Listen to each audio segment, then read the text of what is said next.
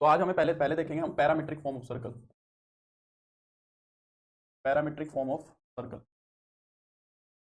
Circle की parametric form क्या होती है। हमने डिफरेंशिएशन में देखा था कि हम पैरामीट्रिक फॉर्म का यूज कैसे करते हैं। हम हमारी कार्टेशियन फॉर्म के अंदर जो वेरिएबल्स होते हैं ना, जो कार्टेशियन फॉर्म के अंदर जो हमारे वेरिएबल्स होते हैं, यानी कि एक्स और वाई, उनको हम कुछ ऐसा सब्सटीट्यूट करते हैं नए वेरिएबल की फॉर्म में। ये हमारी स्टैंडर्ड फॉर्म होती है। अंकित गुड मॉर्निंग सर। जब फॉर्म फिल करते हैं तो वो बीएससी के सारे सेमेस्टर की मार्कशीट मांगते हैं या ओवरऑल मार्कशीट? कुछ नहीं मांगेगा, बस बीएड की सर्टिफिकेट मांगेगा और बीएससी के मांगेगा मार्क्स, सिर्फ मार्क्स मांगेगा। अभी शायद डॉक्यूमेंट्स कुछ भी नहीं अपलोड कराएगा जहाँ तक मुझे लगता है। निधि गुड मॉर्निंग।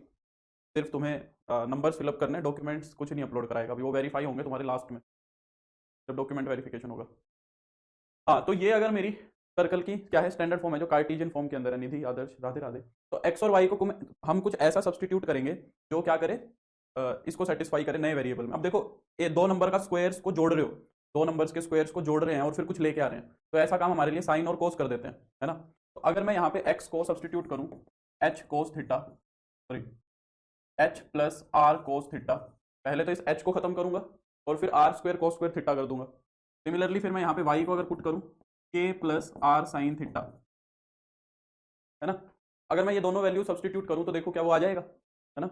कैसे आएगा? अगर मैं x माइनस एच की वैल्यू निकालूंगा तो x माइनस एच की वैल्यू क्या आएगी, आर कोस थीटा आएगी, और y माइनस के की क्या वैल्यू आएगी, आर साइन थीटा आएगी। अब इन दोनों का स्क्वायर करके जोड़ दो, जब इन दोनों को स्क्वायर करके जोड़ दोगे तो वही आएगा, देखो। तो ये हमारे सर्कल की पैरामीट्रिक फॉर्म हो गई। ये हमारे सर्कल की क्या हो गई, पैरामीट्रिक फॉर्म हो गई। तो हमें जो सर्कल होगा वो इस फॉर्म में भी दिया जा सकता है। जैसे कि मान लो तुम्हें कहते कि x is equal to minus का 1 प्लस 2 कॉस थीटा और y इज इक्वल टू 3 प्लस 2 साइन थीटा। तो अब यहीं से अगर मैं तुमसे पूछूं कि सर्कल का सेंटर और रेडियस क्या है, डायरेक्टली देख के बताओ इस सर्कल का सेंटर और रेडियस क्या है। अगर मैं इस सर्कल का सेंटर फाइंड आउट कराऊं, रेडियस, सीधी इसी के अंदर से देखो, कार्टेशियन फॉर्म के अंदर से ही देखो कि सेंटर और रेडियस क्या है। यहाँ पे सेंटर क्या है, देखो सेंटर मेरा एच कोमा के था, तो ये एक्स इज इक्वल टू जो होता है वहां पे कॉन्स्टेंट, वो सेंटर होता है एच और के, है ना। तो यहाँ पे जो हमारा सेंटर होगा वो क्या होगा,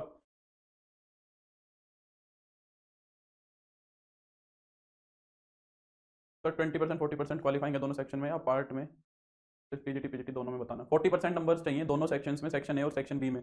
मैथ्स वाले में 40% और बाकी सारे में 40% पीजीटी के अंदर।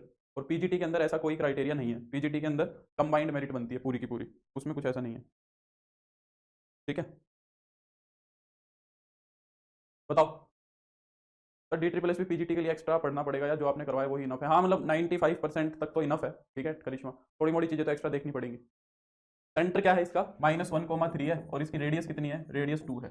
रेडियस कहाँ दिखती है, साइन और कोस के कोफिशिएंट में। साइन और कोस के कोफिशिएंट में क्या दिख रही है, रेडियस दिख रही है। तो ये हमारे सर्कल की क्या हो गई, पैरामीट्रिक फॉर्म हो गई। क्लियर हो गई बात। सर्कल के अंदर बस इतना ही काम आता है। हाँ, एक छोटी सी चीज और आती है, इंटरसेप्ट मेड बाय सर्कल। क्या आते हैं, इंटरसेप्ट मेड बाय सर्कल। जैसे लाइन के इंटरसेप्ट आते हैं, वैसे ही इंटरसेप्ट मेड बाय सर्कल भी होते हैं। सर्कल के भी इंटरसेप्ट आते हैं।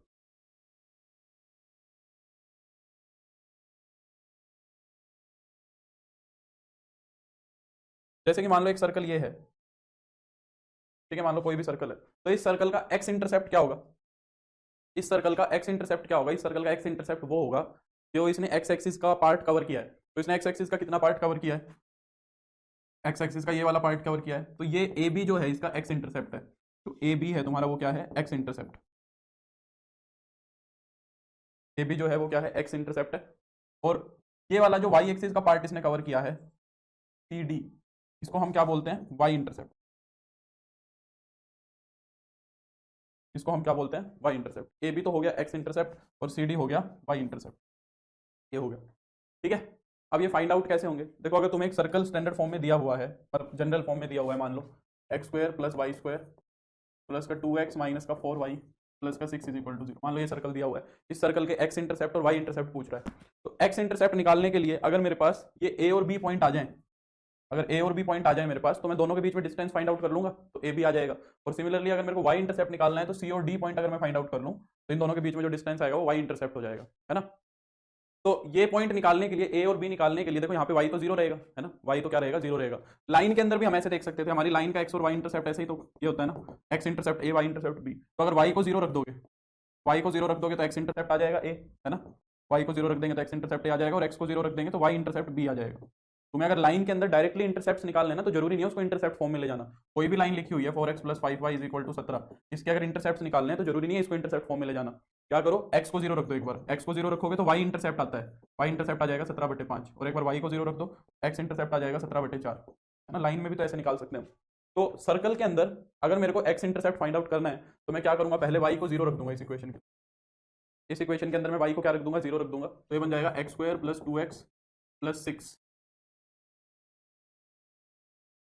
कुछ बनेगा नहीं यार, ठीक है, 6 = 0, चलो ले लो, है ना, ये बन जाएगा। तो अगर मैं यहाँ से अब x के लिए सोल्व करूँ तो क्या होगा, -2 + -√b² -4ac।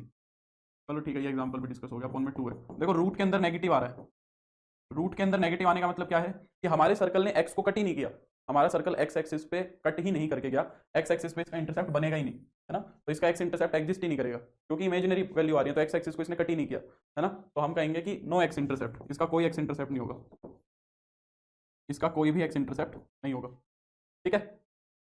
सिमिलरली अगर मेरे को y इंटरसेप्ट निकालना है तो मैं x की वैल्यू को 0 रखूंगा, तो अगर मैं x की वैल्यू को 0 रखूंगा तो ये बनेगा y² - 4y, y² - 4y + 6 = 0, ये बनेगा। अगर मैं यहाँ से y निकालूंगा तो कितना आएगा, 4 ± √b², b का स्क्वायर करोगे तो फिर से रूट में नेगेटिव आ रहा है, ये तो दोनों ही एक्सिस को कट नहीं कर रहा है, ये तो दोनों ही एक्सिस को कट नहीं करेगा, है ना। तो कट करवाओ यार, फिर ऐसे तो कुछ नहीं निकलेगा। यहाँ पे 4 है ना, तो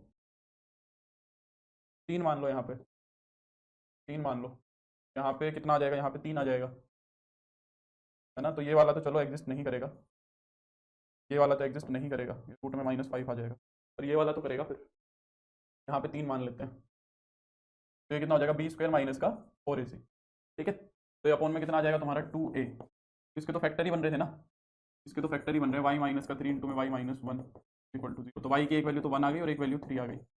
यानी कि जो हमारा ये वाला एक पॉइंट है, एक पॉइंट तो सर्कल का जो y एक्सिस पे है, सर्कल का जो y एक्सिस पे एक पॉइंट है, x एक्सिस को तो कट कर नहीं रहा वो, ऐसा कुछ सर्कल है, तो एक पॉइंट तो 0,1 है और एक पॉइंट 0,3 है। अगर इन दोनों के बीच में हम डिस्टेंस फाइंड आउट करेंगे, अगर इन दोनों के बीच में हम डिस्टेंस फाइंड आउट करेंगे तो कितना आएगा, इन दोनों पॉइंट्स के बीच में 2 डिस्टेंस आएगा, 2 आएगा ना। तो ये जो मेरा y इंटरसेप्ट बन रहा है, मेरा y इंटरसेप्ट आ रहा है 2, मेरा y इंटरसेप्ट कितना आ रहा है, 2 आ रहा है। क्लियर होगी बात।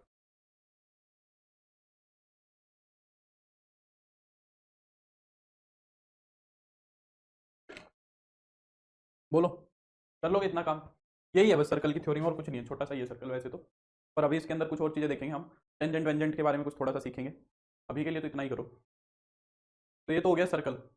सर्कल के बाद अब हम चलते हैं बाकी के कॉनिक सेक्शंस पे। सबसे पहले आता है पैराबोला, सबसे पहले कौन आता है, पैराबोला आता है। तो पैराबोला क्या होता है ये देखो, पैराबोला क्या होता है ये देखते हैं। पैराबोला का जो लोकस है वो डिफाइन करने के लिए मेरे को दो चीजों की जरूरत पड़ती है, एक तो मेरे को जरूरत पड़ती है फिक्स्ड पॉइंट की और एक जरूरत पड़ती है फिक्स्ड लाइन की, ठीक है। एक तो फिक्स्ड पॉइंट चाहिए और एक फिक्स्ड लाइन चाहिए। तो क्या कहता है कि दो चीजें फिक्स करो, एक तो फिक्स करो एक फिक्स्ड पॉइंट और एक फिक्स करो फिक्स्ड लाइन, ठीक है। मान लो ये तो तुम्हारा फिक्स्ड पॉइंट है और ये तुम्हारा क्या है, फिक्स्ड लाइन है, ये फिक्स्ड लाइन है, ठीक है। फिक्स्ड पॉइंट है और ये क्या है, फिक्स्ड लाइन है। अब वो कहता है कि हमारा जो पॉइंट है वो कुछ इस तरह मूव करेगा, हमारा जो पॉइंट है वो क्या करेगा, कुछ इस तरह मूव करेगा कि उसका जो डिस्टेंस इस पॉइंट से और इस लाइन से हमेशा सेम रहना चाहिए। हमारा जो पॉइंट है वो कुछ इस तरह मूव करेगा। देखो शुरुआत के लिए मैं क्या करूंगा, एकदम इन दोनों के बीच में एक पॉइंट ले लूंगा, शुरुआत में मैं क्या करूंगा, इन दोनों के एकदम सेंटर में एक पॉइंट ले लूंगा और फिर इसको इस तरीके से मूव कराऊंगा कि इसका लाइन से डिस्टेंस और पॉइंट से डिस्टेंस हमेशा सेम रहे। सेम रहने का मतलब अब ये सेम नहीं है कि भाई मान लो यहाँ पे 2 और 2 डिस्टेंस था, तो अब इसको आगे मूव कराओगे तो 2 और 2 ही रहना चाहिए। मैं ये नहीं कह रहा हूँ, मैं कह रहा हूँ कि डिस्टेंस चाहे 3 हो जाए पर दोनों से 3 रहना चाहिए, डिस्टेंस चाहे 5 हो जाए पर दोनों से 5 रहना चाहिए, डिस्टेंस की वैल्यू सेम रहनी चाहिए। ये मैटर नहीं करता कि जो शुरू में डिस्टेंस लेके चले थे वो ही आगे रहे। समझ रहे इस बात को। तो हमने क्या किया, पॉइंट को मूव कराया तो हमने देखा कि कुछ ऐसा रास्ता बन गया, हमने देखा कुछ ऐसा पाथ बन गया, है ना। गुड मॉर्निंग निकिता, है ना, ये पाथ बन गया। तो ये जो तुम्हें पाथ दिख रहा है इस पाथ को हम क्या बोलते हैं, इस पाथ को हम पैराबोलिक पाथ बोलते हैं, ठीक है। क्या हो गया, तो ये हो गया locus of points, locus of point which moves such that distance of its point, such that its distance of this point from fixed point and fixed line, from fixed point and fixed line always remains the same, always remains, ठीक है। ये locus define कर रहा है। अब यहाँ पे जो ये फिक्स्ड पॉइंट होता है, सर्कल के केस में फिक्स्ड पॉइंट को हम क्या बोलते हैं? सर्कल के केस में हम फिक्स्ड पॉइंट को बोलते हैं क्या? सेंटर। यहाँ पे फिक्स्ड पॉइंट को हम क्या बोलते हैं? फोकस। तो ये पैराबोला का जो फिक्स्ड पॉइंट है इसको बोलेंगे फोकस, और जो ये फिक्स्ड लाइन है इसको हम बोलते हैं डायरेक्ट्रिक्स। ये क्या होती है? डायरेक्ट्रिक्स। और ये वाला जो शुरुआत का पॉइंट लिया था ना तुमने, ये जो शुरुआत का पॉइंट लिया था, इसको हम बोलते हैं वर्टेक्स। ये पैराबोला का वर्टेक्स है, समझ रहे हो? अब सबसे पहले हम यहाँ पे एक पैराबोला की इक्वेशन देख लेते हैं, कौन सी? General form. ठीक है, सबसे पहले हम पैराबोला की जनरल फॉर्म देख लेते हैं। वैसे तो पर्टिकुलर फॉर्म्स होती हैं, पर जनरल फॉर्म देख लेते हैं, क्योंकि लोकस तो डिफाइन हमने कर ही दिया। लोकस हम क्या डिफाइन कर रहे हैं? हम कह रहे हैं कि एक पी पॉइंट अगर यहाँ पे एक्स कोमा वाई है, मान लो फोकस को एस से डिनोट कर रहा हूँ मैं, डायरेक्ट्रिक्स फोकस भी कुछ ना कुछ होगा एच कोमा के, फोकस भी कुछ ना कुछ होगा एच कोमा के, और जो लाइन है, लाइन की इक्वेशन मैं मान रहा हूँ ए एक्स प्लस का b y plus c equal to जो डायरेक्ट्रिक्स है, डायरेक्ट्रिक्स की इक्वेशन ये बोल रहे हैं। Good morning Sumit. तो हम क्या डिफाइन करना चाह रहे हैं? हम कह रहे हैं कि पी का जो एस से डिस्टेंस आएगा ना, पी का जो एस से डिस्टेंस आएगा, पी का जो एस से डिस्टेंस आएगा वो ही पी का इस लाइन से डिस्टेंस आएगा। ये दोनों डिस्टेंस क्या आएंगे? सेम आएंगे। ठीक है, ये दोनों डिस्टेंस क्या आएंगे? हमारे सेम आएंगे। हम ये कहना चाह रहे हैं पी का जो एस से डिस्टेंस होगा वो ही पी का एम से डिस्टेंस होगा। तो यहाँ पे लोकस तो डिफाइन हो ही रहा है ना, हम क्या कह सकते हैं? पी एस जो होगा वो पी एम होगा, है ना? पी एस क्या होगा? पी एम होगा। तो अगर पी का एस से डिस्टेंस निकालोगे, ये तो दो पॉइंट के बीच का डिस्टेंस है, तो दो पॉइंट के बीच का डिस्टेंस कैसे निकलेगा? एक्स माइनस एच का स्क्वायर प्लस में वाई माइनस के का स्क्वायर और इसका रूट, ये तो हो जाएगा पी एस। और पी एम क्या होगा? पी का एम से, इस पॉइंट का इस लाइन से डिस्टेंस निकालना है, तो इस पॉइंट को उठा के इस लाइन में रख देंगे, है ना? तो ऊपर तो हो जाएगा a x plus b y plus c, क्योंकि पॉइंट एक्स कोमा वाई ही मान के चल रहे हो, और नीचे क्या होगा? एक्स के कोफिशिएंट का स्क्वायर, वाई के कोफिशिएंट का स्क्वायर और उसका रूट, तो रूट में a square plus b square हो जाएगा। अगर मैं दोनों तरफ स्क्वायरिंग कर दूं, दोनों तरफ स्क्वायरिंग करने पर क्या आ जाएगा? एक्स माइनस एच का whole square plus y minus k का whole square is equal to a x plus b y plus c का होल स्क्वायर और अपॉन में a square plus b square. तो ये हमारे पैराबोला की जनरल फॉर्म होती है। ये क्या होती है? General form of the parabola. ठीक है, ये किस केस में लगानी है तुम्हें? जिस केस में हमें फोकस दे रखा हो और डायरेक्ट्रिक्स की लाइन दे रखी हो, सीधी सीधी फोकस दे रखा हो और डायरेक्ट्रिक्स दे रखी हो पैराबोला के अंदर, तो सीधा इस फॉर्मूले में पुट करना है। फोकस की वैल्यू यहाँ रख देनी है, जो डायरेक्ट्रिक्स है उसको यहाँ रख दो बस, और फिर स्क्वायर खोल देंगे। इसको हम क्या बोलते हैं? General form of parabola. ये पैराबोला की जनरल फॉर्म है, जनरल फॉर्म ऑफ पैराबोला। अब यहीं पे इस पैराबोला के अंदर ही हम एक और चीज डिफाइन करते हैं। इनफैक्ट हर एक किसके अंदर? हर एक कोनिक के अंदर ये बात हम डिफाइन करते हैं। हम क्या कह रहे हैं? चलो पहले उसको वर्ड ही लिख देता हूँ। एसेंट्रिसिटी एक चीज हम डिफाइन करते हैं तीनों कोनिक्स के लिए, पैराबोला के लिए, इलिप्स के लिए, हाइपरबोला के लिए। एसेंट्रिसिटी क्या होती है? एसेंट्रिसिटी एक रेशो होती है। एसेंट्रिसिटी क्या होता है? रेशो होता है। रेशो किस चीज का होता है? Ratio of distance from fixed point, distance from fixed point,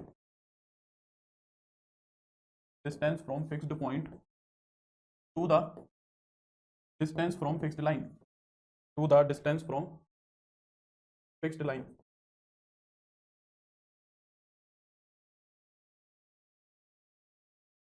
ये है, और ये हर एक कोनिक के लिए यही होती है, क्योंकि जो हर एक कोनिक है उसको डिफाइन करने के लिए दो ही चीजों की जरूरत पड़ती है, एक तो फिक्स्ड पॉइंट की और एक फिक्स्ड लाइन की, नहीं दो चीज की जरूरत पड़ती है। तो एसेंट्रिसिटी यही रहती है। तो अगर मैं यहाँ पे एसेंट्रिसिटी को बताऊं तो क्या होगा? P M over P S, उल्टा लिख दिया, P S over P M, क्योंकि फोकस एम एस मान के चले थे। तो पैराबोला की एसेंट्रिसिटी कितनी होगी फिर? अगर मैं पैराबोला की एसेंट्रिसिटी की बात करूं तो पैराबोला की एसेंट्रिसिटी कितनी होगी बताओ? पैराबोला की एसेंट्रिसिटी कितनी होगी? क्योंकि पी एस और पी एम को तो हम सेम ही बोल रहे हैं। लोकस जो हमने डिफाइन किया था उसके अंदर पी एस और पी एम तो इक्वल ही थे ना पैराबोला के लिए। तो पैराबोला की एसेंट्रिसिटी हमेशा कितनी होती है? 1 होती है। ठीक है, ये बात ध्यान रखेंगे। पैराबोला की जो एसेंट्रिसिटी होती है वो हमेशा कितनी होती है? 1। ठीक है, तो ये कुछ बेसिक चीजें थी शुरुआत में पैराबोला के। पैराबोला के 4 स्टैंडर्ड फॉर्म्स होती हैं। पैराबोला की कितनी स्टैंडर्ड फॉर्म्स होती हैं? 4। 4 तरीके के पैराबोला स्टैंडर्ड होते हैं। हाँ, शाम को भी होगी मनीष। पैराबोला हमारे पास 4 तरीके के स्टैंडर्ड होते हैं। ठीक है, मतलब जैसे सर्कल हमारा एक ही स्टैंडर्ड था, वैसे पैराबोला 4 तरीके के होते हैं। ठीक है, हाँ, तो पैराबोला बनाते हैं। दूसरी एक यहाँ से एक चीज और डिस्कस कर लो। ये वाली जो लाइन होती है ना, जो इन तीनों तीनों से ऐसे पास करके जाती है, एक स्ट्रेट लाइन होती है जो हमारे वर्टेक्स फोकस से पास करके जाती है, डायरेक्ट्रिक्स के परपेंडिकुलर भी होती है, और ये पैराबोला को 2 इक्वल पार्ट्स में डिवाइड करती है। पैराबोला इसके सिमेट्रिक होता है एकदम। पैराबोला क्या होता है? इसके सिमेट्रिक होता है। तो इसको हम क्या बोलते हैं? इस लाइन को, इसको हम बोलते हैं एक्सिस ऑफ पैराबोला। ये पैराबोला की एक्सिस होती है। ठीक है, तो अब हम देखेंगे कि जो हमारा पैराबोला है वो 4 स्टैंडर्ड फॉर्म्स में कैसे बनता है। सबसे पहले आता है मेरा राइट पैराबोला। अब ये स्टैंडर्ड पैराबोला क्यों है ये भी मैं बताऊंगा। इनमें स्टैंडर्ड बात क्या है? राइट पैराबोला, इनकी इक्वेशंस तुम्हें पता होनी चाहिए एकदम स्टैंडर्डली क्या होती है। राइट पैराबोला होता है Y square is equal to 4ax। ठीक है, Y square is equal to 4ax, ये होता है हमारा पैराबोला। तो यहाँ पे जो a की वैल्यू है ना वो ग्रेटर देन 0 होती है। a हमेशा पॉजिटिव होता है। ठीक है, हाँ हाँ, एग्जाम तो अभी काफी टाइम बाद होगा। a की वैल्यू हमेशा पॉजिटिव होती है। a जो होता है ना वो एक लेंथ को रिप्रेजेंट करता है। वो किस लेंथ को रिप्रेजेंट करता है वो हम देखेंगे। ठीक है, तो जैसे कि मान लो एक पैराबोला मैंने लिखा है Y square is equal to X, है ना। तो वहां पे यहाँ पे अगर मैं ए की वैल्यू तुमसे पूछूंगा तो कितनी हो जाएगी, 1/4 हो जाएगी, है ना, क्योंकि x का जो कोफिशिएंट है वो क्या है, 4 इंटू 1/4 इंटू एक्स है। तो x का कोफिशिएंट होगा उसको 4a मान के चलेंगे, ठीक है। तो जो भी यहाँ पे मान लो y square is equal to 3x लिख दिया तो a की वैल्यू 3/4 हो जाएगी ऐसे। तो ये राइट पैराबोला हो गया। अब राइट पैराबोला की कुछ बातें देखते हैं। देखो, जो जितने भी स्टैंडर्ड पैराबोला हैं वो चारों के चारों एक्सिस के ऊपर बनते हैं, यानी कि एक्स एक्सिस और वाई एक्सिस के ऊपर बनते हैं, ठीक है। राइट पैराबोला की जो शक्ल होती है वो ऐसी दिखती है, ये हमारा राइट पैराबोला होता है ऐसा, ठीक है। ये क्या होता है, हमारा राइट पैराबोला होता है। थोड़ा सा कर्व भी होता है, इतना नुकीला नहीं होता है। ये हमारा राइट पैराबोला है, ठीक है। अब इस पैराबोला की खास बातें क्या है, देखो सबसे पहली बात, तो इस पैराबोला का वर्टेक्स है, ये शुरू कहाँ से हुआ, ये ओरिजिन से शुरू हुआ, ठीक है। तो सबसे पहली बात, इस पैराबोला का जो वर्टेक्स है वो हमें पता होना चाहिए कितना है, ओरिजिन है 0 0 है। इस पैराबोला का वर्टेक्स क्या है, 0 0 है। दूसरी बात अब आती है जो हमने फिक्स्ड लाइन और फिक्स्ड पॉइंट की बातें की थी, उससे पहले एक्सिस भी देख लो।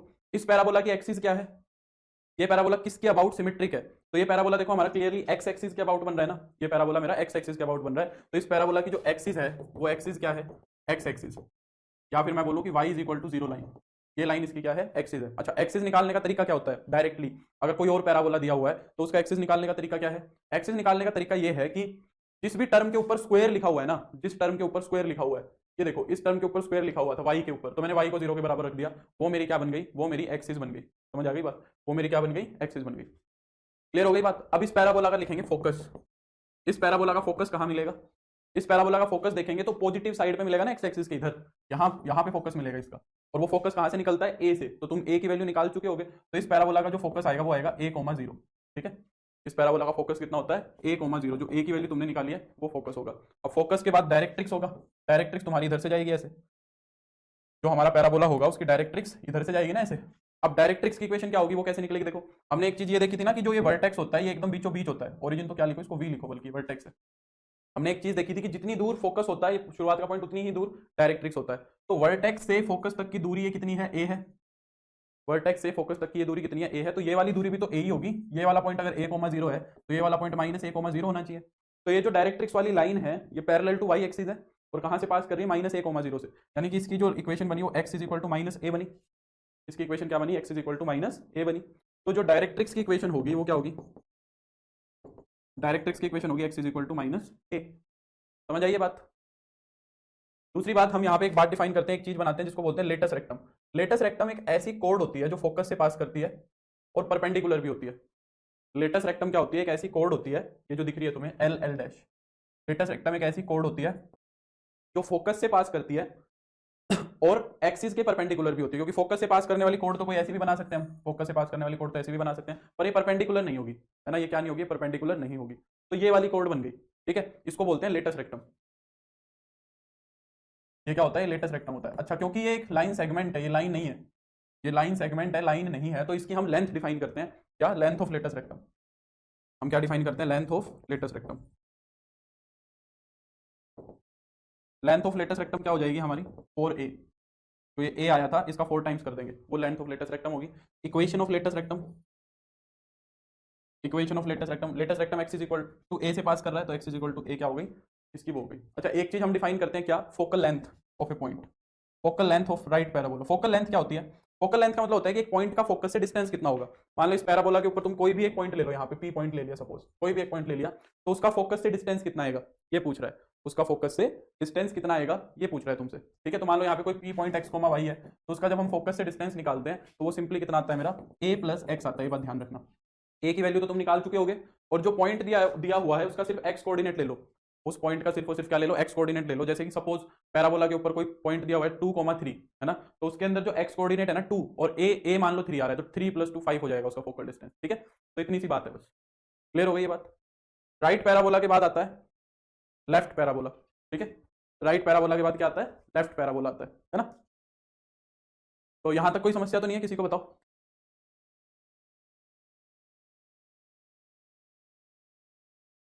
यहां तक किसी को कोई समस्या तो नहीं है, चलें आगे। अगर राइट पैराबोला समझ आ गया तो लेफ्ट तो एकदम आसानी से आ जाएगा, कोई दिक्कत नहीं है। राइट के बाद आता है हमारा लेफ्ट पैराबोला। लेफ्ट पैराबोला के अंदर हम क्या करते हैं, लेफ्ट पैराबोला एकदम इधर जाता है वो इधर आ जाएगा, है ना। पहले उसकी इक्वेशन देखो क्या होती है, Y square is equal to minus का 4ax। ए की वैल्यू अभी भी पॉजिटिव ही है, ए कभी भी नेगेटिव नहीं होता है। फोकल लेंथ को लाइन से बता दीजिए।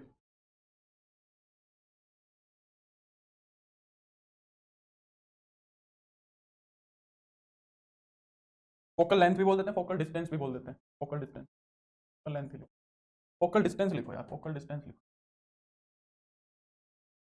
फोकल डिस्टेंस लिखो।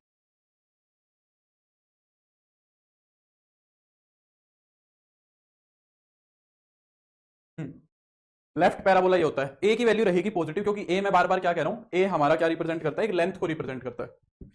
तो लेफ्ट पैराबोला कुछ ऐसे जाएगा, लेफ्ट पैराबोला कुछ ऐसे जाएगा, ठीक है। ये लेफ्ट पैराबोला हो गया, ठीक है। अब जो लेफ्ट पैराबोला है, सबसे पहले तो उसका वर्टेक्स देखो। जैसे मान लो y square is equal to -2x है, तो यहाँ पे जो 4a की वैल्यू है ना वो 2 ही है। यहाँ पे a की वैल्यू नेगेटिव मत कर देना, क्योंकि अगर a की वैल्यू नेगेटिव कर दोगे तो ये वापस राइट बन जाएगा। यहाँ पे कॉनिक सेक्शन के अंदर प्लस माइनस का बहुत चक्कर रहेगा। तो यहाँ पे a 4a जो है ना, 4a उसकी वैल्यू 2 है, तो a की वैल्यू 1/2 आएगी, ठीक है ना। a को नेगेटिव मत मानना। तो सबसे पहले तो यहाँ पे वर्टेक्स तुम्हें दिख रहा है, इस पैराबोला का वर्टेक्स कितना है, वर्टेक्स तो इसका ओरिजिन ही है। दूसरी बात, अगर मैं इसकी एक्सिस देखूं, तो जिसके ऊपर स्क्वायर लिखा हुआ है उसको 0 के बराबर रखोगे, तो वो कितना हो जाएगा, y इज इक्वल टू 0, या एक्स एक्सिस दिख रहा है, एक्स एक्सिस के अबाउट ही बन रहा है। ये किसके अबाउट बन रहा है, एक्स एक्सिस के अबाउट ही बन रहा है। फिर अगर मैं इसके फोकस की बात करूं, तो इसका फोकस क्या है ये बताओ। इसका फोकस अब नेगेटिव एक्स एक्सिस पे मिलेगा, तो ए की वैल्यू अगर तुमने इसमें से ए की वैल्यू निकाली है, तो फोकस क्या होगा, -a,0 होगा। ये फोकस हो गया, ये वर्टेक्स हो गया। तो इसका जो फोकस होगा वो कितना हो जाएगा, -a,0। ये इसका फोकस हो गया, ठीक है। फोकस के बाद अगर मैं इसका डायरेक्ट्रिक्स देखूंगा, तो जो इसका डायरेक्ट्रिक्स है वो इसका डायरेक्ट्रिक्स इधर ना मिलकर राइट साइड पे मिल जाएगा। इसका डायरेक्ट्रिक्स यहां से पास करेगा ना, यहां से। तो अगर x is equal to minus, इधर माइनस है तो उधर भी a होगा, तो इसका डायरेक्ट्रिक्स कितना हो जाएगा, x is equal to a हो जाएगा, है ना। तो डायरेक्ट्रिक्स की लेंथ कितनी आएगी, x is equal to a हो जाएगी, ठीक है। डायरेक्ट्रिक्स के बाद फोकल, सॉरी, डायरेक्ट्रिक्स के बाद लेटस रेक्टम। लेटस रेक्टम इसका यहाँ से ऐसे जाएगा, अब की बार लेटस रेक्टम यहाँ पे आ जाएगा, एल एल डैश, ठीक है। तो ये कितना हो जाएगा, length of latus rectum, length of latus rectum same 4a। Equation of latus rectum, equation of latus rectum कितनी हो जाएगी, x is equal to -a। Focal distance,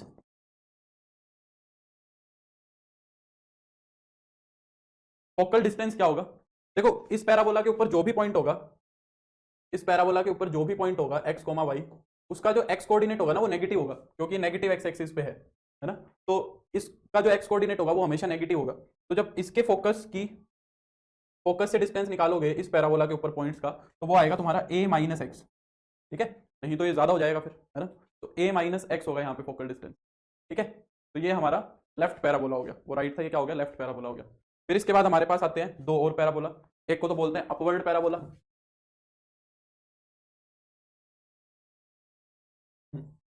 upward parabola क्या होता है, देखो जैसे लेफ्ट और राइट होते हैं, वैसे ही अपवर्ड और डाउनवर्ड होते हैं।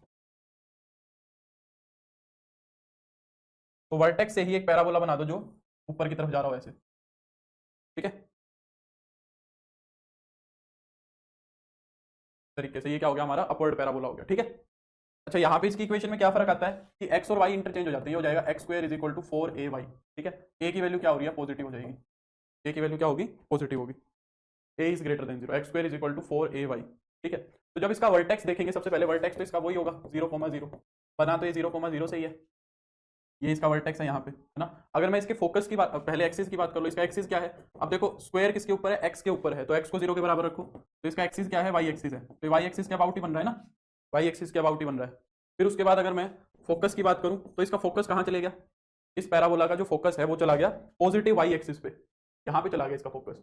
अब ये 0,a टाइप का होगा, ठीक है। तो जो इसका फोकस होगा वो क्या होगा, 0,a, ठीक है। फिर फोकस के बाद इसका देखेंगे हम डायरेक्ट्रिक्स, तो डायरेक्ट्रिक्स होगा ये वाला,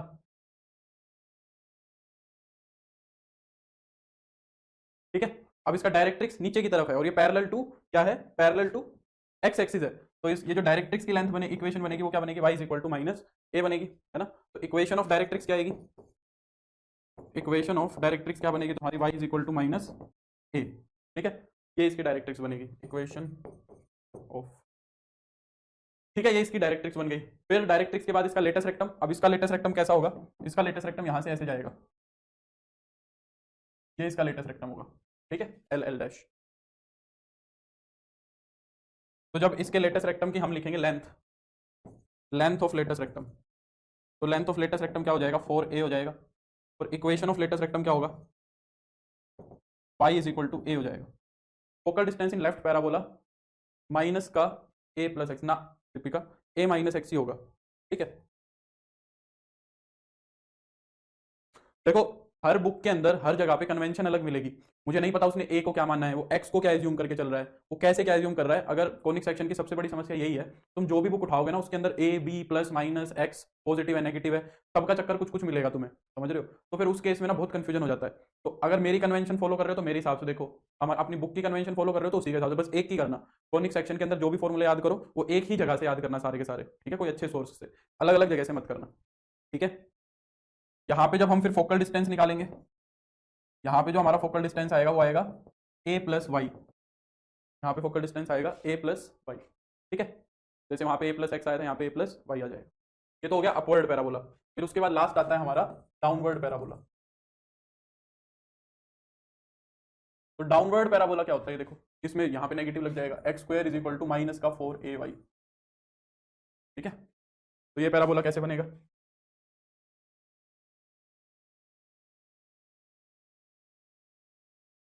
ये पैराबोला ऐसा बनेगा, है ना, डाउनवर्ड पैराबोला। तो इसका भी जो सबसे पहले वर्टेक्स है, वर्टेक्स तो इसका भी ओरिजिन ही है। अगर मैं इसके एक्सिस की बात करूं तो इसका एक्सिस क्या है? वाई एक्सिस ही है, यानी कि एक्स इज इक्वल टू 0। फिर उसके बाद अगर मैं देखूं इसका क्या फोकस, इसका फोकस क्या आएगा? इसका फोकस बताओ कहाँ आएगा? इसका फोकस नेगेटिव वाई एक्सिस पे आएगा ना, यहाँ पे ये फोकस आएगा 0 कोमा माइनस ए का फोकस आएगा 0 कोमा माइनस ए। ठीक है, फिर इसका डायरेक्ट्रिक्स, इक्वेशन ऑफ डायरेक्ट्रिक्स, इसका डायरेक्ट्रिक्स ऊपर की तरफ मिलेगा y is equal to plus a, इसका डायरेक्ट्रिक्स तुम्हें यहाँ पे ऐसे मिलेगा y is equal to plus a. फिर इसके बाद लेटेस्ट रेक्टम का जो लेटेस्ट रेक्टम होगा वो यहाँ से जाएगा ऐसे, तो लेंथ ऑफ लेटेस्ट रेक्टम क्या होगी? लेंथ ऑफ लेटेस्ट रेक्टम हो जाएगी 4a। फिर उसके बाद equation of latus rectum, equation of latus rectum होगी तुम्हारी y is equal to minus a, है ना। और फिर उसके बाद क्या है हमारा फोकल डिस्टेंस। फोकल डिस्टेंस मेरा क्या होगा? फोकल डिस्टेंस हो जाएगा मेरा y minus sorry a minus Y, क्योंकि y इसके अंदर सारे के सारे नेगेटिव आएंगे। यहाँ तक ये सारी की सारी बातें क्लियर हुई सबसे पहले?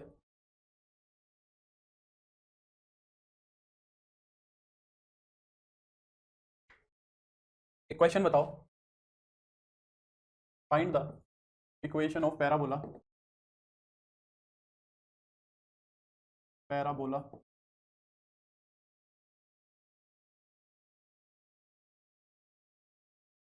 whose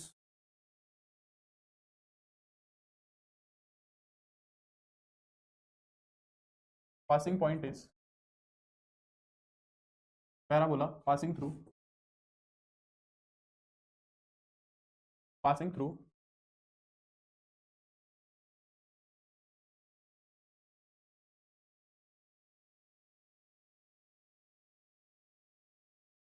1 comma minus 2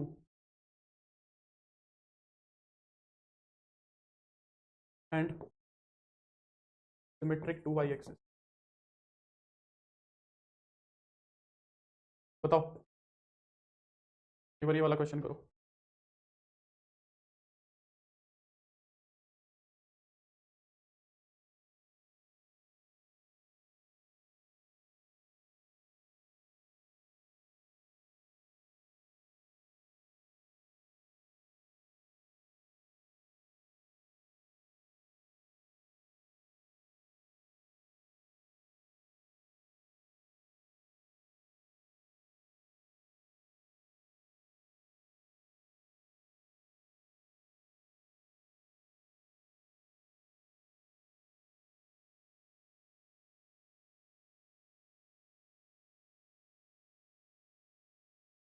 सबसे पहले बताओ पैराबोला है कौन सा? पहचान पा रहे हो कौन सा पैराबोला है? पैराबोला पहचानो पहले।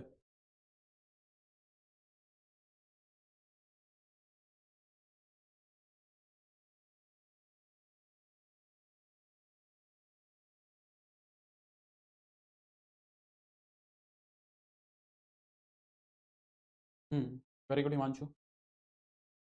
तो पैराबोला का अगर पता लग गया करो, फिर आगे क्या रह गया?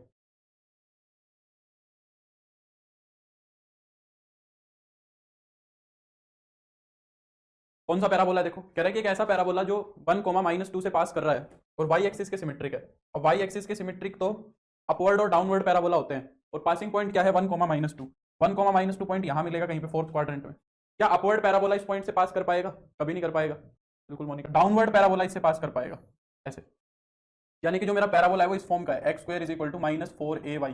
ये है पैराबोला। ए की वैल्यू निकालनी है बस। अब ए की वैल्यू निकालने के लिए उसने क्या दिया है? पासिंग पॉइंट दिया है। कह रहा है कि पैराबोला हमारा 1, -2 से पास कर रहा है, तो 1, -2 इसके अंदर उठा के रख दो। x की वैल्यू 1 और y की वैल्यू -2। x की वैल्यू 1 रख दो, y की वैल्यू -2 रखोगे तो यहाँ पे -2 रख दो, तो ये कितना हो जाएगा? 1 = 8a। ए की वैल्यू 1/8 आ जाएगी। ए की वैल्यू 1/8 उठा के वापस यहाँ पे रख दो, तो ये कितना हो जाएगा? x² = -4। ए की वैल्यू 1/8 इंटू में y हो जाएगी 2 आ गया यहाँ पे, तो 2x² = -y। ये मेरा पैराबोला है। ये क्या है? मेरा पैराबोला है। ठीक है। अब देखो हमने ये सारे ना स्टैंडर्ड पैराबोलाज पढ़े हैं। अगर मेरे को कोई और पैराबोला बनाने को कह दे तो और पैराबोला मैं कैसे बनाऊंगा? मेरे को ड्रॉ करने आने चाहिए। ड्रॉ करने आने चाहिए, बाकी तो ज्यादा गहराई में जाने की हमें कोई ज्यादा जरूरत है नहीं। ड्रॉ करना आना चाहिए। तो देखो जैसे कि मान लो मैं एक पैराबोला लिखता हूँ, x-2 का whole square is equal to 2y + 3, ये लिख दिया। जैसे कि अब ये पैराबोला, पैराबोला की पहचान कैसे होगी? जब एक वेरिएबल 2 डिग्री में और एक वेरिएबल 1 डिग्री में हो तो वो पैराबोला बनता है। ठीक है। अब तुम्हारे सामने ये पैराबोला आ गया, इस पैराबोला को तुम्हें ड्रॉ करना है, क्योंकि एरिया अंडर द कर्व के अंदर पैराबोला ड्रॉ करना आना चाहिए। एरिया अंडर द कर्व में ऐसे ही कर्व देगा वो मुझे, ऐसे ही कोनिक देगा, मुझे ड्रॉ करने आनी चाहिए। तो सबसे पहले तो हमें वर्टेक्स पता होना चाहिए। जो हमारे स्टैंडर्ड पैराबोला थे उनके वर्टेक्स कहाँ दिख रहे थे इक्वेशन के अंदर? जैसे कि ये वाला था क्या, y² = मान लो 4x, ये मुझे पता है राइट पैराबोला है। इसमें वर्टेक्स कहाँ दिख रहा है? वर्टेक्स दिख रहा है यहाँ पे, देखो y - 0 का whole square is equal to 4 into में x - 0। वर्टेक्स यहाँ दिख रहा है मेरे को, इसका जो वर्टेक्स है वो मुझे यहाँ पे दिख रहा है। जो x और y में से चीजें सब्ट्रैक्ट हो रही है ना, जो x में से और y में से चीजें सब्ट्रैक्ट हो रही हैं, उनको हम क्या बोलेंगे? वर्टेक्स बोलेंगे। ठीक है। तो अगर मैं देखूं मेरे पैराबोला के अंदर x में से क्या सब्ट्रैक्ट हो रहा है? x में से सब्ट्रैक्ट हो रहा है 2, और y में से क्या सब्ट्रैक्ट हो रहा है? -3। तो ये मेरा जो पैराबोला है इसका वर्टेक्स 2, -3 है। पहली बात तो ये समझ आनी चाहिए, x की वैल्यू 2 और y की वैल्यू -3, यानी कि यहाँ कहीं 2, -3 वर्टेक्स है। अब मुझे पता होना चाहिए इसका एक्सिस। एक्सिस के लिए मैंने क्या कहा था? एक्सिस के लिए मैंने कहा था कि जिसके ऊपर स्क्वायर लिखा हुआ है ना उसको 0 के बराबर रख दो। जिसके ऊपर स्क्वायर लिखा हुआ है, x - 2 के ऊपर स्क्वायर लिखा हुआ है उसको 0 के बराबर रख दो, तो इसका एक्सिस हो गया x = 2। ये इसका एक्सिस आ गया। ठीक है। ये इसका क्या आ गया? एक्सिस आ गया। यानी कि हमारा पैराबोला इस लाइन के अबाउट सिमेट्रिक होगा, x = 2 लाइन ऐसे ही जाएगी ना। अब डिसाइड करना है कि इस लाइन पे ये वर्टिकल लाइन है, इस पे या तो ऊपर की तरफ जाएगा या नीचे की तरफ जाएगा। वो कैसे डिसाइड होगा? वो दूसरे वाले वेरिएबल का साइन डिसाइड करेगा।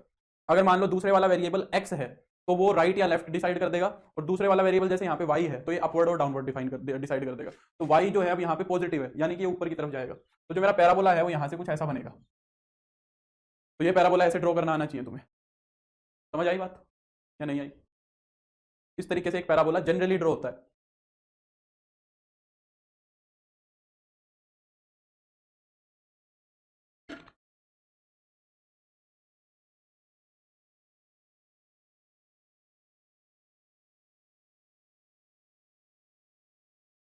बोलो, क्लियर हो गई बात?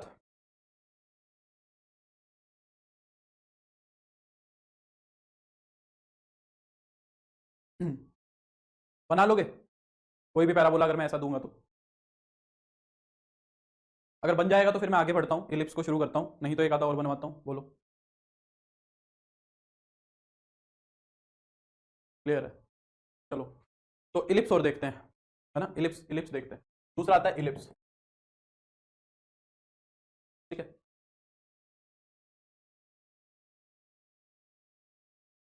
इलिप्स के अंदर वो क्या कहता है? इलिप्स एक्चुअली में दो पैराबोला से मिलकर बनता है ना? इलिप्स में हम क्या करते हैं? दो पैराबोलास को उठाते हैं, एक बार तो दोनों राइट और लेफ्ट पैराबोला को ज्वाइन कर देते हैं। एक बार तो हम क्या करते हैं, ये राइट पैराबोला ये लेफ्ट पैराबोला इनको ज्वाइन कर दिया, एक इलिप्स तो ये बन गया। और एक बार हम क्या करते हैं, डाउनवर्ड पैराबोला और अपवर्ड पैराबोला को मिला के एक इलिप्स ये बना देते हैं। तो हमारे पास दो ही इलिप्स होते हैं। एग्जाम्पल करा दीजिए, मतलब मैं क्वेश्चन प्रैक्टिस तो कराऊंगा ही संजीव। मैं सोच रहा हूँ एक बार थ्योरेटिकल पार्ट पूरा कर दूं, है ना? थ्योरेटिकल पार्ट पूरा कर दूं तो ये जल्दी से हो जाएगा, थ्योरी ज्यादा है इसके अंदर, है ना? तो इलिप्स हमारे दो तरीके के बनते हैं, दो स्टैंडर्ड इलिप्स बनते हैं मेरे। तो पहले उस इलिप्स को बना के और फिर ही उसका लोग समझेंगे तो ज्यादा अच्छे से समझ आएगा, है ना? तो जैसे कि मान लो ये तुम्हारी एक्स एक्सिस और वाई एक्सिस है, तो तुम क्या करो, राइट पैराबोला और लेफ्ट पैराबोला को ज्वाइन कर दो। तो हमने क्या किया, राइट पैराबोला और लेफ्ट पैराबोला को ज्वाइन कर दिया और एक ये फिगर बन के आ गया। ऐसा ही तो बन के आएगा। इसको हम क्या बोलते हैं? ये मेरा इलिप्स है, इसको हम क्या बोलते हैं, ये मेरा इलिप्स है, ठीक है।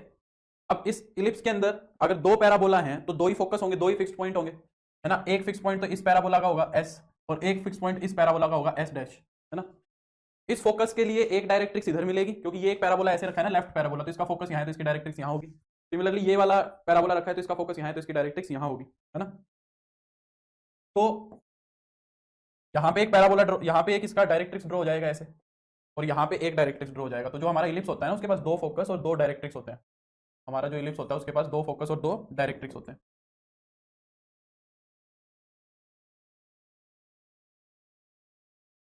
है ना। दो तो फोकस होते हैं और दो क्या होते हैं, डायरेक्ट्रिक्स होते हैं।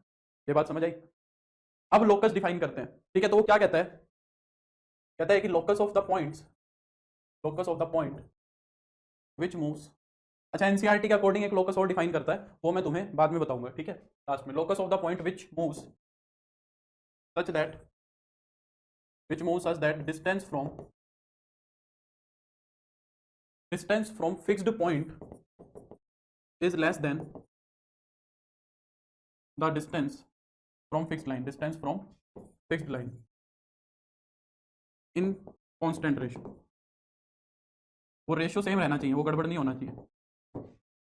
जो फिक्स्ड लाइन से डिस्टेंस है ना वो कम, वो जो फिक्स्ड पॉइंट से डिस्टेंस है वो कम रहेगा, और जो फिक्स्ड लाइन है उससे डिस्टेंस ज्यादा रहेगा। अच्छा, दूसरी बात, अब यहाँ पे फिक्स्ड पॉइंट और फिक्स्ड लाइन लेना कौन सा है, जो फिक्स्ड पॉइंट लोगे उसी की फिक्स्ड लाइन की बात कर रहे हैं। ऐसा नहीं है कि तुमने फिक्स्ड पॉइंट तो ये ले लिया और फिक्स्ड लाइन ये वाली ले रहे हो, ऐसा नहीं करना है। अगर फिक्स्ड पॉइंट ये लिया है तो फिक्स्ड पॉइंट फिक्स्ड लाइन भी यही लेनी है, अगर फिक्स्ड पॉइंट ये लिया है तो फिक्स्ड लाइन ये लेनी है। समझ आ रही बात। जैसे कि मान लो यहाँ पे एक पॉइंट है पी, उस पी पॉइंट का हम इस फिक्स्ड पॉइंट से डिस्टेंस देख रहे हैं, उस पी पॉइंट का हम इस फिक्स्ड पॉइंट से डिस्टेंस देख रहे हैं, तो वो फिक्स्ड पॉइंट से डिस्टेंस कितना आएगा, वो फिक्स्ड पॉइंट से डिस्टेंस ये आएगा पी एस, है ना।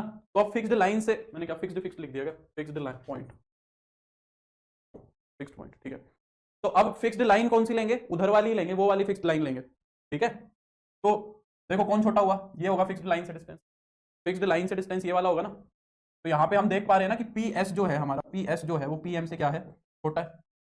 अच्छा, पी एस अगर पी एम से छोटा है तो एसेंट्रिसिटी के बारे में क्या कह सकते हो, एसेंट्रिसिटी के बारे में हम क्या कह सकते हैं, एसेंट्रिसिटी के बारे में तो यहाँ पे कुछ कह ही सकते हैं ना। तो एसेंट्रिसिटी क्या होगी,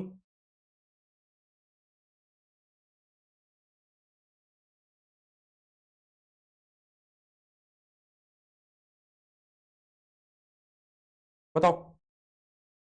एसेंट्रिसिटी क्या होगी, अगर पी एस जो है वो पी एम से छोटा है तो एसेंट्रिसिटी क्या होगी।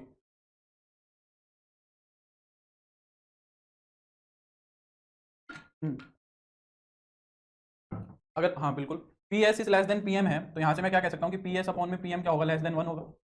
तो इलिप्स की जो एसेंट्रिसिटी है वो हमेशा लेस देन वन होती है। ये पता है डी ट्रिपल एस बी के लिए ऐसे क्वेश्चन इंपॉर्टेंट है, ये सब चीजें पता होनी चाहिए। लेस देन वन होगी, ग्रेटर देन न्यूरूबल लेस देन वन, ठीक है।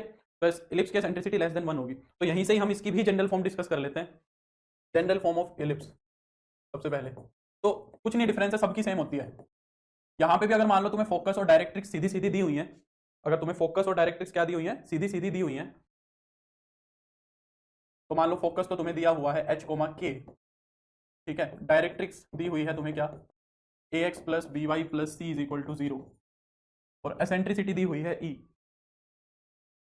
एसेंट्रिसिटी दी हुई है मुझे ई, ठीक है। क्योंकि तो जनरल इक्वेशन क्या कहती है, एक्स माइनस एच का whole square y minus k का whole square is equal to e square into में a x plus b y plus c का होल स्क्वायर अपॉन में a square plus b square. क्या difference आया, बस E square हो रहा गया, एसेंट्रिसिटी का स्क्वायर हो रहा गया। ये तो पैराबोला में भी था, ये तो पैराबोला में भी था ई स्क्वायर, बस वहां पे क्यों नहीं लिया, क्योंकि पैराबोला की एसेंट्रिसिटी तो ऑलरेडी वन होती है, पैराबोला की एसेंट्रिसिटी तो ऑलरेडी क्या होती है तुम्हारी, वन ही होती है ना। पैराबोला की एसेंट्रिसिटी ऑलरेडी हमारी वन ही होती है, तो इस वजह से वहां नहीं आया। और हाइपरबोला में भी सेम यही होगी जनरल फॉर्म। अब हमारे पास जो इलिप्स होते हैं ना वो दो स्टैंडर्ड इलिप्स होते हैं, जो हमारे पास इलिप्स होते हैं वो क्या होते हैं, दो स्टैंडर्ड इलिप्स होते हैं। पहला इलिप्स को बोला जाता है हॉरिजॉन्टल इलिप्स, एक इलिप्स को बोला जाता है क्या, हॉरिजॉन्टल इलिप्स। तो हॉरिजॉन्टल इलिप्स क्या होता है ये देखो, सबसे पहले इसकी स्टैंडर्ड फॉर्म हमें पता होनी चाहिए, स्टैंडर्ड फॉर्म हमारी क्या होगी वो पता होनी चाहिए हमें, है ना। तो क्या होगी standard form, X square upon A square plus Y square upon B square is equal to one. अच्छा, इसकी पहचान कैसे होगी कि जो ए है ना वो बी से बड़ा होना चाहिए, यानी कि एक्स के नीचे बड़ा नंबर होना चाहिए और वाई के नीचे छोटा नंबर होना चाहिए। अच्छा, अब यहाँ पे भी तुम्हें बाकी बुक्स में और हो सकता है मेरी कन्वेंशन में थोड़ा सा डिफरेंस मिले, मैं ए को ही बड़ा नंबर मान के चलूंगा हमेशा, मैं बी को बड़ा नहीं बनाऊंगा। जब दूसरा इलिप्स देखेंगे तो मैं ए को उठा के इधर शिफ्ट कर दूंगा, बी को उठा के उधर कर दूंगा। पर जो बुक्स वाले हैं, कुछ बुक्स में हो सकता है एनसीईआरटी में भी ऐसा ही हो, वो सेम इक्वेशन रखेगा पर बी को बड़ा कर देगा, उससे क्या होगा ना कि फॉर्मूले सारे चेंज हो जाएंगे। मैं फॉर्मूले को चेंज नहीं करना चाहता हूँ, फॉर्मूले में सारे सेम रखना चाहता हूँ ताकि तुम्हें फर्क ना लगे। तो तुम्हें एलिप्स में ये ध्यान रखना है कि ए हमेशा बी से बड़ा ही लेना है। अगर वो ए एक्स के नीचे है तो फिर हमारा हॉरिजॉन्टल एलिप्स बनेगा, और अगर वो ए मेरा वाई के नीचे है तो वो मेरा वर्टिकल एलिप्स बनेगा। समझ आ रही है बात? पहले इसको डिस्कस करते हैं, फिर समझाऊंगा मैं क्या कहना चाह रहा हूँ। तो हॉरिजॉन्टल एलिप्स जो होगा वो कैसा दिखेगा?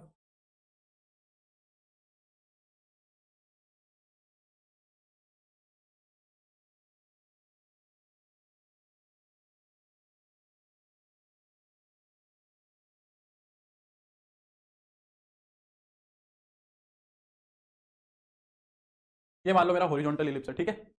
इसका एक डायरेक्ट्रिक्स तो मुझे यहां मिलेगा और एक डायरेक्ट्रिक्स मुझे इसका यहां मिलेगा। ये दो मुझे डायरेक्ट्रिक्स मिलेंगे। ठीक है। सबसे पहली बात, अब यहाँ पे सारी चीजें दो दो हो जाएंगी, वर्टेक्स भी दो हो जाएंगे, फोकस भी दो हो जाएंगे, सब चीजें दो दो हो जाएंगी। ठीक है। तो सबसे पहले तो वर्टेक्स की ही बात होती है। वर्टेक्स क्या है हमारे इलिप्स का? वर्टिसिस हो जाएंगे। अब दो वर्टेक्स हो जाएंगे, एक वर्टेक्स नहीं वर्टिसिस। तो एक वर्टेक्स तो मेरा ये होगा a कोमा 0, और एक वर्टेक्स मेरा ये होगा माइनस का a कोमा 0, बी और बी डैश। तो वर्टिसिस मेरे क्या हो गए? प्लस माइनस a कोमा 0 हो गए। जो ये वाले पॉइंट्स होते हैं, ये छोटे वाला होगा 0 कोमा बी, इनको कुछ नहीं बोलते हम, इनका कोई स्पेशल नाम नहीं है। तो 0 कोमा बी और 0 कोमा माइनस बी। ठीक है, ये हमारा वर्टेक्स हो गया। वर्टेक्स के बाद एक इलिप्स का हम डिफाइन करते हैं सेंटर। सेंटर जो एकदम बीच में है, सेंटर क्या है इसका? 0 0 है, ये वाला, ये सेंटर है। ठीक है, ये सेंटर है।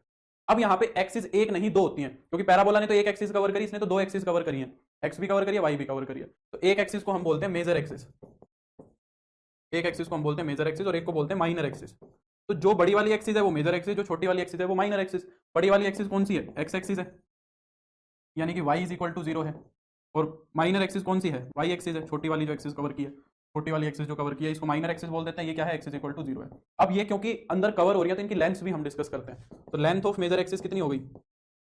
मेजर एक्सिस की कितनी लंबाई कवर करी है? देखो यहां से यहां तक v से v डैश तक कितना डिस्टेंस हुआ? a इधर है और a ही इधर है, तो अगर दोनों को जोड़ दोगे तो कितना हो जाएगा? Length of major axis 2a। और similarly length of minor axis length of minor axis कितनी हो जाएगी? b ऊपर है और b ही नीचे है, तो कितनी हो जाएगी? 2b हो जाएगी। Length of major axis 2a और लेंथ ऑफ माइनर एक्सिस क्या हो जाएगी? 2b हो जाएगी। क्या ये बात क्लियर हो गई? यहाँ तक तो ये आसान आसान सी बातें। अच्छा, सबसे पहला काम तुम्हें यहाँ से a और b ही फाइंड आउट कर लेना है। अब पैराबोला की एसेंट्रिसिटी तो 1 होती है, वो कहीं रोल प्ले नहीं करती। इलिप्स की एसेंट्रिसिटी रोल प्ले करती है, तो इलिप्स की एसेंट्रिसिटी निकालनी आनी चाहिए हमें। तो एसेंट्रिसिटी का एक फॉर्मूला तुम्हें याद रखना पड़ेगा, root a square minus B square upon a। Ellipse की एसेंट्रिसिटी निकालने का ये क्या होता है हमारे पास? फॉर्मूला होता है। तो ये तुम्हें ध्यान रखना पड़ेगा, root a square minus B square upon में a, ये इलिप्स की एसेंट्रिसिटी निकालने का फॉर्मूला होता है। a और b की वैल्यू यहाँ से आ जाएंगी और फिर उसका एसेंट्रिसिटी तुरंत ही निकाल लो, है ना। अब देखो इलिप्स की एसेंट्रिसिटी क्या होती है? 1 से कम होती है। इसका एक फोकस तो यहाँ मिलेगा s और एक फोकस मिलेगा यहाँ पे s डैश। एक फोकस तो मिलेगा यहाँ पे s और एक फोकस मिलेगा यहाँ पे s डैश, दो फोकस मिलते हैं, है ना। तो ये वाला जो फोकस होता है ये होता है a e कोमा 0। जब a को एसेंट्रिसिटी से मल्टीप्लाई कराओगे तो ये वाला फोकस आ जाएगा। ये वाला तो सिंपली इसका नेगेटिव ही होगा, माइनस का a e कोमा 0, है ना। तो ये फोकस हो गए दोनों, a e comma 0 minus a e comma 0। तो जो हमारा इलिप्स होगा उसके दो फोकस होंगे, तो हम फोकाई वर्ड यूज करते हैं, प्लूरल वर्ड। दो फोकस हो गए तो foci, plus minus a e comma 0। Focus के बाद आती है इक्वेशन ऑफ डायरेक्ट्रिक्स। डायरेक्ट्रिक्स भी दो है तो डायरेक्ट्रिक्स हो गई। तो a को जब e से मल्टीप्लाई कराते हैं तो फोकस आ जाता है, और जब a को e से डिवाइड कराते हैं तो डायरेक्ट्रिक्स आ जाता है। a को जब e से डिवाइड कराते हैं तो क्या आ जाता है? डायरेक्ट्रिक्स आ जाता है। तो वो a बाई ई, तो ये माइनस a बाई ई, वो a बाई ई, ये कितनी हो जाएगी? माइनस a बाई ई हो जाएगी। तो इक्वेशन ऑफ डायरेक्ट्रिक्स कितनी हो जाएगी? X is equal to plus minus a by e हो जाएंगी। ठीक है। फिर इसके बाद आते हैं लेटेस्ट रेक्टम। अब लेटेस्ट रेक्टम भी दो बनेंगे, लेटेस्ट रेक्टम भी दो बनेंगे। एक लेटेस्ट रेक्टम ये वाला बनेगा और एक लेटेस्ट रेक्टम ये वाला बनेगा। ठीक है। लेंथ ऑफ लेटेस्ट रेक्टम क्या होगी? Length of latus rectum, length of latus rectum होगी 2b स्क्वायर बाई a। ठीक है, ये ध्यान रखनी पड़ेगी। लेंथ ऑफ लेटेस्ट रेक्टम होगी 2b स्क्वायर बाई a। और इक्वेशन ऑफ लेटेस्ट रेक्टम अगर देखें तो लेटेस्ट रेक्टम फोकस में से पास हो रहे हैं, तो x is equal to plus minus a e, दो लेटेस्ट रेक्टम है। ठीक है। फिर और क्या रहेगा? Focal distance. जो हमारा हॉरिजॉन्टल इलिप्स होता है उसका फोकल डिस्टेंस होता है, देखो दो फोकस है ना तो दो डिस्टेंस आएंगे, दो फोकस है तो दो डिस्टेंस आएंगे ना भाई। मान लो एक पी पॉइंट यहाँ है तुम्हारा, ये एक पी पॉइंट है, तो इसके दो फोकस से दो डिस्टेंस आएंगे, एक तो कम आएगा और एक ज्यादा आएगा। इधर लोगे तो ये छोटा, उधर लोगे तो वो छोटा। तो फोकल डिस्टेंस दो निकलेंगे हमारे, कौन से? एक तो a प्लस ई एक्स और एक a minus e x, A plus minus e x. ठीक है।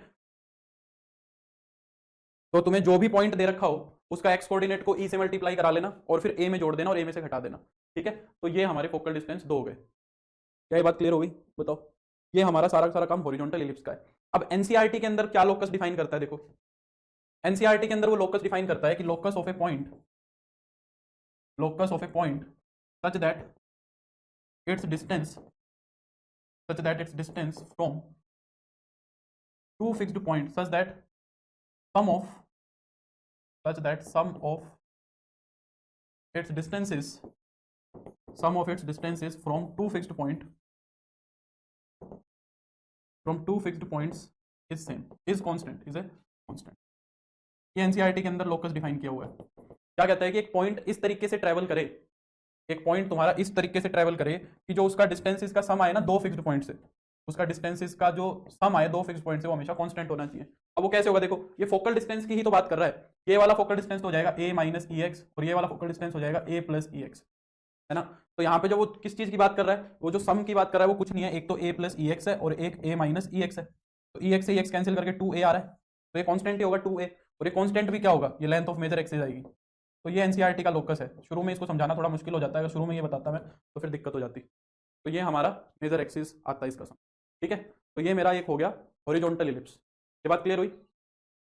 एक और इलिप्स होता है जिसको हम बोलते हैं वर्टिकल इलिप्स। वर्टिकल इलिप्स के अंदर वो जो ए बड़ा है ना, जो बड़ा ए है वो मेरा वाई के पास चला जाता है। अब बुक्स वाले क्या करते हैं, इक्वेशन को वही रखते हैं। बुक्स वाले क्या करते हैं, इक्वेशन को वही रखते हैं। बुक्स वाले क्या करते हैं, इक्वेशन को वही रखते हैं और बी को बड़ा दिखा देते हैं। कुल मिला के दिखाना यह है कि वाई के नीचे बड़े वाला नंबर मिलेगा तो वो बी को बड़ा दिखा देंगे, इक्वेशन वही रखेंगे। तो पर मैंने क्या किया, मैंने ए को ही शिफ्ट कर दिया। इससे होगा क्या, इससे फॉर्मूले कोई नहीं चेंज होंगे, तुम्हारे फॉर्मूले लगभग सारे सेम रहेंगे। तुम्हें दो फॉर्मूले नहीं याद करने पड़ेंगे। अगर मैं बी को बड़ा दिखा देता ना तो फिर सारे फॉर्मूले बी में आ जाते, ठीक है। तो वो कंफ्यूजन हम क्रिएट नहीं करना चाह रहे हैं। समझ आ रहा है जो मैं बोलना चाह रहा हूं तुम्हें। तो जैसे हमने पैराबोला में अपवर्ड डाउनवर्ड डिस्कस कर लिए थे, वैसे ही फिर अब यहाँ हो जाएगा। यहाँ ज्यादा हमें मेहनत नहीं करनी पड़ेगी, थोड़ी चीजें सिंप्लीफाइड हो जाएंगी। जैसे कि मान लो ये तुम्हारा क्या है, वर्टिकल इलिप्स है, ठीक है। ये ऐसा दिखेगा। इसकी डायरेक्ट्रिक्स कहाँ दिखेंगी, एक यहाँ दिखेगी और एक यहाँ दिखेगी।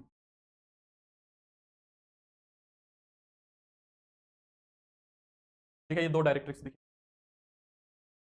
तो सारा काम वही है, सबसे पहले हमें वर्टिसेस निकालने हैं। तो वर्टिसेस सेम वर्टिसेस रहेंगे क्या, प्लस माइनस a0, सॉरी अब वर्टिसेस वाई एक्सिस पे चले गए ना, तो बस ये ध्यान रखना कि अब सारी चीज़ों को वाई एक्सिस पे शिफ्ट कर देना। तो इसका ये वाला एक वर्टेक्स b हो गया तुम्हारा 0, a और ये वाला वर्टेक्स हो गया v डैश 0, माइनस a। अब अगर वो b को लेगा, अगर वो b को यहाँ रखेगा तो फिर वो वर्टिसेस 0 प्लस माइनस b दिखाएगा, है ना। फिर वो एक्सिस भी चेंज हो रहा है और a और b भी चेंज हो रहा है, तो ज़्यादा कंफ्यूजन हो जाता है। अब मेरे दिमाग में बस इतना है कि मेरे को वाई एक्सिस पे चीज़ों को शिफ्ट करना है और इससे ज़्यादा कुछ नहीं है। ये वाले जो पॉइंट है ये क्या रहेंगे, ये वाला रहेगा b, 0 और ये वाला रहेगा माइनस का b, 0। तो अब ज़्यादा सरदर्द नहीं है। फिर फोकस के वर्टिसेस के बाद सेंटर इसका भी ओरिजिन ही है। सेंटर के बाद अगर मैं बात करूं क्या, मेजर एक्सिस। अब मेजर एक्सिस चेंज हो गई। मेजर एक्सिस क्या बन गई तुम्हारी, वाई एक्सिस बन गई, यानी कि एक्स इज इक्वल टू 0। और माइनर एक्सिस क्या बन गई तुम्हारी, एक्स एक्सिस, माइनर एक्सिस बन गई एक्स एक्सिस। तो ये है वाई इज इक्वल टू 0। उल्टा हो गया। Length of major axis, major axis की लेंथ क्या होगी, ए ऊपर, ये मेजर एक्सिस है ना, ए ऊपर ए नीचे, तो मेजर एक्सिस की लेंथ 2a और लेंथ ऑफ माइनर एक्सिस की लेंथ 2b, ठीक है। मेजर एक्सिस की 2a, माइनर एक्सिस की 2b, ठीक है। फिर उसके बाद एसेंट्रिसिटी निकल जाएगी। एसेंट्रिसिटी निकलने के बाद फोकस, फोकाई। अब फोकस सिंपली हमारे किस पे हो जाएंगे, वाई एक्सिस पे हो जाएंगे, 0 प्लस माइनस ए ई। एक फोकस तो यहाँ जाएगा 0 ए ई और एक फोकस मेरा यहाँ जाएगा 0 माइनस ए। तो फोकस कितने हो जाएंगे, 0 प्लस माइनस ए। फोकस के बाद डायरेक्ट्रिक्स, डायरेक्ट्रिक्स दो मिलेंगी, एक डायरेक्ट्रिक्स ऊपर और एक डायरेक्ट्रिक्स नीचे। तो ये तो हो जाएगा y is equal to a by e और ये हो जाएगी y is equal to minus A by e. अब x की जगह पे y पे आ जाएंगे, तो डायरेक्ट्रिक्स हो जाएंगे y is equal to plus minus A by E. Length of latus rectum, length of latus rectum हो जाएगी हमारी same 2b square by A. Equation of latus rectums, equation of latus rectum क्या होगी, हाँ eccentricity का formula same रहेगा। अगर तुम वो ए और बी को इंटरचेंज कर देते तो फिर ए और बी इंटरचेंज हो जाता। अब हमारी एसेंट्रिसिटी का फॉर्मूला भी सेम रहेगा, तभी तो मैं उसको चेंज नहीं करा रहा था। A square minus B square by a, यही रहेगा फॉर्मूला, कुछ चेंज नहीं होगा। इक्वेशन ऑफ लेटेस्ट रेक्टम क्या हो जाएगी, y is equal to plus minus a e. तो लेटेस्ट रेक्टम होंगे वो हमारे यहाँ पे ऐसे दिखेंगे, एक ये और एक ये लेटेस्ट रेक्टम दिखेंगे दो, ठीक है। और फिर हमारा फोकल डिस्टेंस भी सेम रहेगा। फोकल डिस्टेंस हो जाएगा मेरा a plus minus e x, e y sorry y, क्योंकि वाई एक्सिस है। हाँ शाम को अभी और पढ़ाएंगे, शाम को इसकी प्रैक्टिस करा देंगे। ये हमारा क्या हो गया, ये फोकल डिस्टेंस हो गया। क्लियर हो गई बात, बताओ या नहीं हुई? जैसे कि मैं एक आधा क्वेश्चन कराता हूँ इलिप्स पे।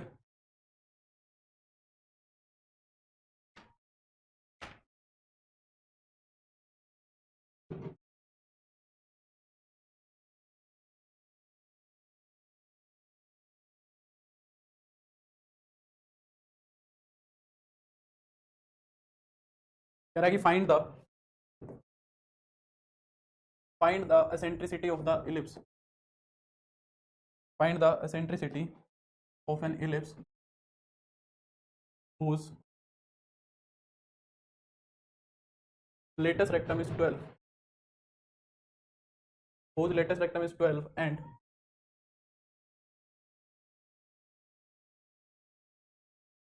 minor axis is 2√3। काफी आसान सवाल है, करो।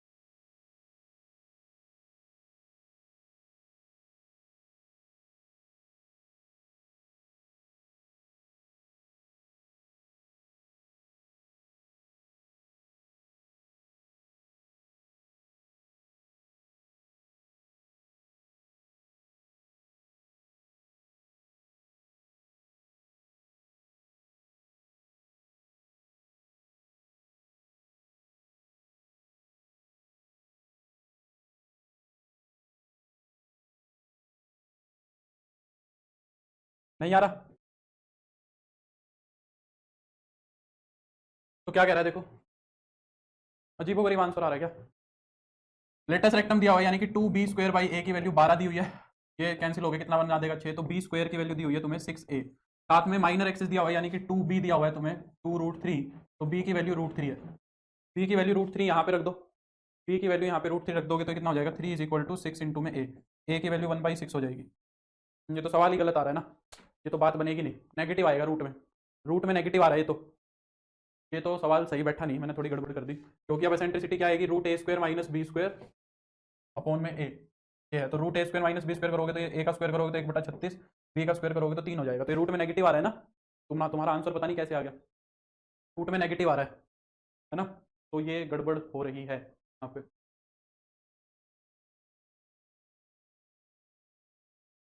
इसको ना यहाँ पे 2 मानो, 12 की जगह 2 लिख लो, 12 की जगह 2 लिख लो, 1/2 है सर a, तो 1/2 भी छोटा ही है, 1/2 भी छोटा ही आएगा, 1/6 का क्या, 1/2 भी छोटा ही आएगा उससे, इसको 2 लो यहाँ पे, 2b² बाई a को 2 ले लो, तो 2 से 2 तो कट जाएगा, b² आ जाएगा तुम्हारा a, तो b की वैल्यू यहाँ पे √3 रखोगे तो 3 = a हो जाएगा, a की वैल्यू 3 आ जाएगी, अब आ जाएगी, a की वैल्यू 3 लोगे तो कितना हो जाएगा, रूट में 3 का स्क्वायर तो हो जाएगा 9, और माइनस में b का स्क्वायर हो जाएगा 3, और अपॉन में a की वैल्यू कितनी है, a की वैल्यू 3 है, तो ऊपर तो हो जाएगा तुम्हारा √6/3, √6 को हम क्या लिख सकते हैं, √2 इंटू √3/3, तो कैंसिल हो गया, तो ये √2/3 आ जाएगी, थोड़ा सा सवाल चेंज है ना, ये हो जाएगा, ठीक है।